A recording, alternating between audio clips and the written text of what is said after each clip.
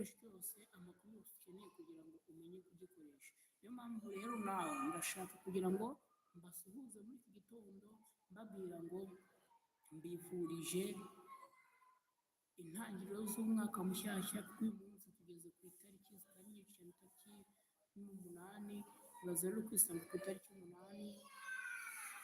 Niyo mpamvu rero kuri iyi tariki tugomba kuvuga ngo ibintu bigomba kuba bigeze gute, bimeze neza, uzi ikoranabuhanga, ukaba uzi igikoresho ufite n'igikoresho utunze. Rero ndagira ngo babwire ngo aka kanya ibintu byose bigomba kugenda neza, nitubigendanamo neza muzamenya amakuru menshi, ibintu byinshi mutari muzi muzagenda mubisobanukirwa.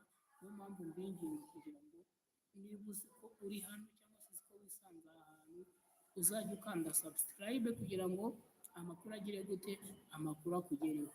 Nibyo byiza, nibyo bizagufasha, kuko nukanda subscribe uzamenya amakuru agezweho, ubona ibintu bigezweho, wiga ibintu by'ubwenge, kuko muri iyi minsi kuba udafite ikoranabuhanga biragoye, kuko tugendana naryo, waryanga wabyemera uzakenera ikoranabuhanga. Niyo mpamvu rero mu kugira ngo tumenye ikoranabuhanga, niyo mpamvu natekereje ndavuga nti hari ubumenyi twasangira, hari ibyo uzi, hari ibyo ngewe nzi, ubwo bumenyi rero tubufashe tukabusangira tukabwandika mu mitwe yacu byadufasha kurushaho. Niyo mpamvu rero mbaramukije babwira ngo ntabwo nashakaga gutinda, ahubwo nashaka gukora videwo y'akanya gato yo kugira ngo buri wese amenye ko mu minsi cyangwa se muri iyi minsi iyi Skillnet Rwanda ari channel yanyu yo kwigiraho.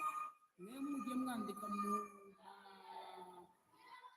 komenti aho ngaho kuri komenti hasi, aho ngaho hasi hasi hariho subscribe, hakaba like, hakaba na dislike, ariko si kugira ngo ukande dislike ahubwo ukande like. Numara gukanda like, noneho hanyuma hasi yaho hari comment section, aho ngaho niho wandika ukavuga ngo twige ibintu ibi n'ibi ngibi, twige ibi dukora ibi ngibi. Niyo mpamvu rero ngomba kukwinginga ubwira ngo nta kindi kintu wakora usibye gukora gute, kwiyandikisha. Wiyandikishe ubundi uvuge ngo njye nkeneye kwiga iki ngiki, ndumva ubumenyi nkeneye ari ubu ngubu, ubundi ubwo bumenyi tubufashe tubusangire, cyangwa se umbwire muri komenti yawe ibyo nzi, ushobora no kugutumira ukaza kuri kamera nawe ukagira gute utigisha. Hari ubundi bwoko rero bwa content tugiye kujya dukora. Content ya mbere ni uko muzajya mubona abantu babiri hano kuri kamera tuganira nyine, umwe azajya aba ari mu kwakitinga nk'umunyeshuri, undi ari kwakitinga nk'umwarimu. Niba wenda uri gukurikira iyi channel, hari videwo nashyizeho isobanurira, hari ibintu bya AI uyu munsi buri muntu wese, buri mukozi wa leta uri kwiga, buri mukozi wa leta wese ategetswe kwiga. Hari ahantu nyine nabibigishaga mbereka uburyo ki mushobora kubona certificate, hanyuma haza kubaho ahantu hacanga abantu, nahasobanuye mubona ko turi abantu babiri, warayibonye uraza gusanga ari abantu babiri, ariko nyamara abo bantu nureba wagira ngo ni abantu bavutse impanga. Niyo mpamvu rero bavutse ari impanga cyangwa se bavutse mu mpanga. Niyo mpamvu mwinginze kugira ngo ikiri bukorohere ugire gute, ureke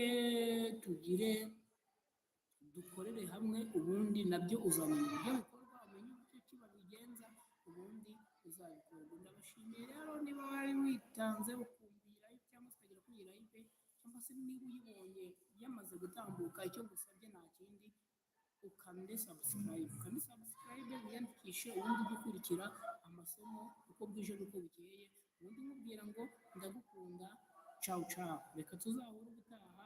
Yanateguye kubasuhuza mbabwira ngo igitondo cyiza, mugire umunsi mwiza. Turi mu bihe by'ubukonje, mwibuke kwambara udupira tw'imbeho kuko harakonje, mwibuke no kunywa icyayi nyine wabashije kukibona.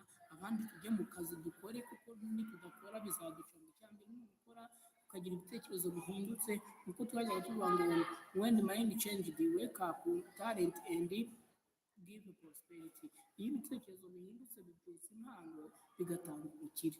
Rero nicyo kintu tugomba kujya tugenderaho, tugahindura mindset. When mindset change, wake up talent and give prosperity. Bivuze ngo hari impano ikurimo, hari ubukire yakuzanira iyo mpano. Ahari ushobora kuba washobora gukoresha ibikoresho by'ikoranabuhanga bikakubyarira inyungu. Niyo mpamvu rero iyo mpano iri muri wowe, niyo mpamvu nkubwiye ngo